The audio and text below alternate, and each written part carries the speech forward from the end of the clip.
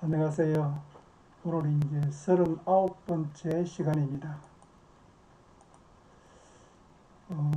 오늘 강의할 내용은 앞에서 쭉 얘기한 과제를 28개로 일단 도출해 봤습니다.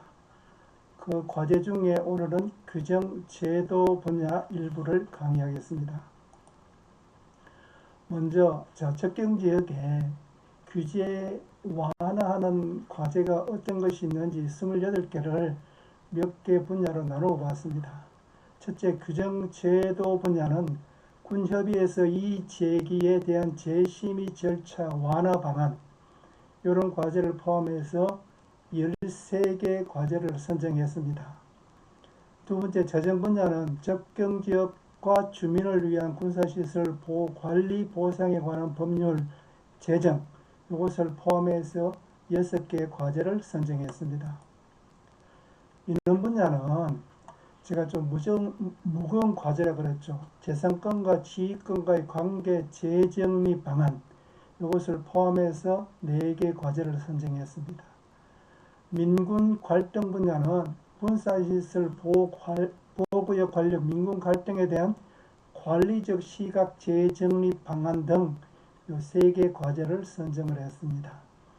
법률 분야는 생활환경 피해 방지 보상에 관한 법률 신설 방안 포함해서 2개 과제를 선정했습니다. 지금까지 선정한 이 28개, 28개 과제는 앞으로 제가 연구해 보고자 하는 과제 내용입니다. 그러면 첫 번째로 규정제도 분야입니다. 규정제도 분야 중에 여기 보면 적경지역을 중심으로 군사기지 및 군사시설 보호법 관련해서 개정해야 할 내용입니다. 첫 번째가 앞에 강의에서 여러 차례 제가 강조했지만 심의위원회 외부위원 참여 문제입니다. 지금은 보면은 외부인은 참여해서 과거보다는 많이 완화가 됐는데 여기 보면 관계 행정기관에서 추천하는 2인 이상을 포함한, 근데 지금 보면은 요런 사항이 있을 경우에는 2인 이상을 포함한 대로 되어 있지만은 요것을 좀 상세로 할 필요가 있다 하는 것입니다. 두 번째는 이제 협의 기간하고 업무 처리 표준화 방안입니다. 이것은 앞에 각 A, B, C 사단마다 차이가 있고 기간도 차이가 있고 처리하는 기준도 차이가 있다고 얘기를 했죠. 그래서 관련 우리가 보면 법률에 행정기관 처분에 관한 협의 등은 기존에 30일로 되어 있는데 이것을 20일 이내로, 물론 사전 상담 결과를 요청해서 알려준 경우에는 20일로 되어 있지만 이것은 20일로 조금 단축하는 방안이 어떠냐 하는 그런 내용이고요.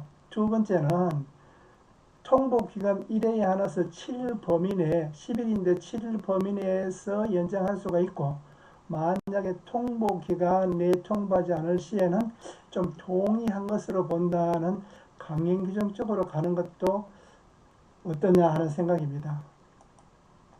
다음은 이제 군협의 예외 인정 범위 확대는, 제가 경미하지만은 이 부분은 지역 주민들 입장에서는 바로 피부에 와닿는 그런 내용이거든요. 그래서 첫 번째로 보면 이거는 인허가에 대해서 군협의를 받았는데 그 이후에 설계 변경할 필요가 있을 때 아주 많은 설계 변경은 협의를 받아야 되겠지만 일부 이런 좀 축소된 범위 내에서는 좀 제외하자. 그래서 여기 보면 13조의 행정기관의 처분에 관한 협의 등에서 14호에 인허가 군협의를 덕한 이후에 경미한 설계 변경 사항은 좀 제외하는 방안이 어떠냐 하는 것입니다. 두 번째는요, 개인, 가족, 자연, 장지 조성 문제인데 이것도 보면 13조의 15호, 여기에 장사 등에 관한 법률 이런 사항에 대해서는 또 이것을 제외시켜주는 방안이 어떠냐.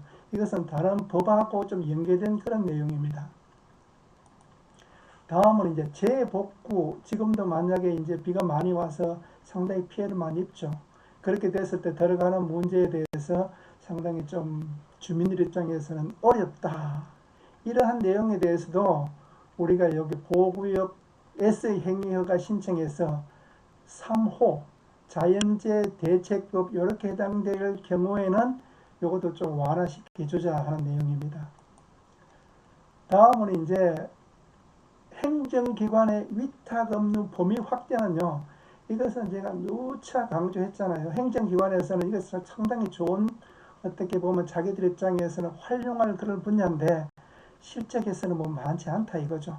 이것을 이제 국방부하고 잘 협조하면은 상당히 효과적으로 서로가 윈윈할 수 있는 그런 내용이 된다.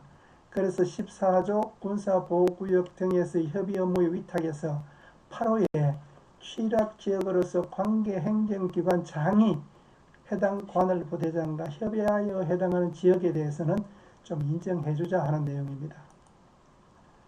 이제 적경지역에 단체 관광객 출입하는 문제. 지난 시간에 제가 개별하고 단체하고 차이가 있다 그랬죠. 그래서 만약에 단체 관광객이 왔을 때 그것을 승인할 지휘관이 없다. 그러면 문제가 있다 그랬죠.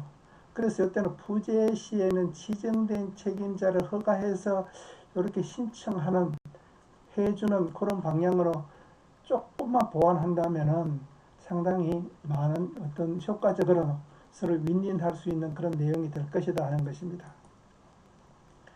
다음에 이제 민통선 출입, 지금은 많은 이제 시스템 개선으로 완화됐습니다. 그런데도 공사 여건 보장 등 정착 여건 개선에 대해서 지역 주민들은 계속 요구를 하고 있죠. 그래서 보호구역의 출입 허가를 국방부에서는 관할부 대장한테 왜 잘 나가니까 위임하고 결과만 합동참모본부에서 받는 것으로 개선하는 것이 어떠냐. 그래서 여기 보면은 이제 좀 세분화한다면은 민통선 이북 지역에 대해서는 좀 중요한 지역이기 때문에 합참의장이 갖고 있는 것도 괜찮다 하는 내용입니다. 다음은 이제 군사시설 보호구역의 범위를 합리적으로 개선하는, 즉 거리 개념입니다.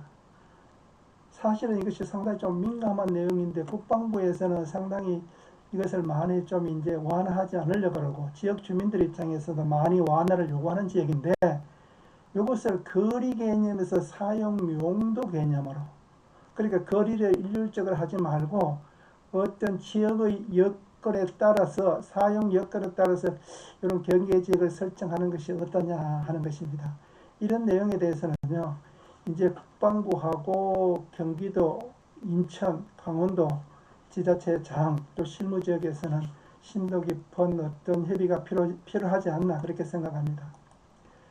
그래서 군사시설 보호의 규제도 중요하고 또 합리적인 수준에서 지역 주민들 입장에서는 최소한의 범위 내에서 자기들이 규제를 한다는 그런 인식도 갖고 또 국방부 입장에서는 필요한 지역에 대해서 작전에 지장이 없는 범위 내에서 할 수 있도록 돼야 되겠죠. 그래서 이 지점에 대해, 이 문제에 대해서는 상당히 많은, 이것은 이제 현실 여건을 두고 한번 고려해 볼 필요가 있다. 물론 오른쪽에 보면은 지금은 이런 거리 개념을 적용하고 있습니다. 오늘 강의는 여기서 마치고요. 다음 시간에는 규정 제도 분야, 나머지 분야하고 재정 분야, 아까 앞에서 과제를 정했죠. 거기에 대해서 강의를 하겠습니다. 그래서 조금 더 설명드린다면은 제가 그 과제를 지금 완전히 다 어떤 연구가 돼서 어떻다 하는 내용이 아니고 이런 분야가 있는데 이런 분야를 연구해 볼 필요가 있다. 그래서 제가 능력 닿는 대로 저는 연구를 한번 해보겠다는 것입니다. 물론 제 혼자 할 수도 있고 또 그룹핑 계획 할 수도 있고 국방부하고 지자체하고 같이 할 수가 있겠죠. 자, 오늘 강의는 여기서 마치겠습니다.